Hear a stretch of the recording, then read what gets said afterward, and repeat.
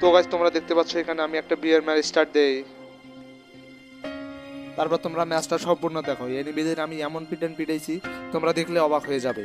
চলো ম্যাচটা দেখো। তারপর এখানে আমাকে প্লেন থেকে নামায় দেয়, আমি পিকে ল্যান্ড করি। তো পিকে ল্যান্ড করার পর দেখো এখানে আমি যখন পিকে ল্যান্ড করি তখন আমি একটা ঘরের ভেতর যাই। দেখো এখানে আমি একটা রুমের ভেতর যাই, যা একটা গান পাই, এস80 পাই এবং ট্রোগন গান পাই। পরপর এখানে আমি একটা হেডশট মারি দেই, কিন্তু আমার একটা সাইড থেকে মেরে দেয়। कोई बात नहीं, हम तो चूतिए हैं, दोबारा ट्राई करेंगे। और क्या बहचोद।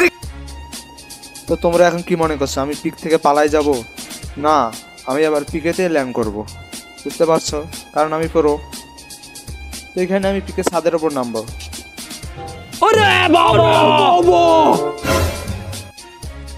তো এখানে আমি পিকের ছাদের ওপর নামি। তারপর সামনে একটা এনিমি ছিল, ওকে আমি ইএসপি দিয়ে মেরে দিই।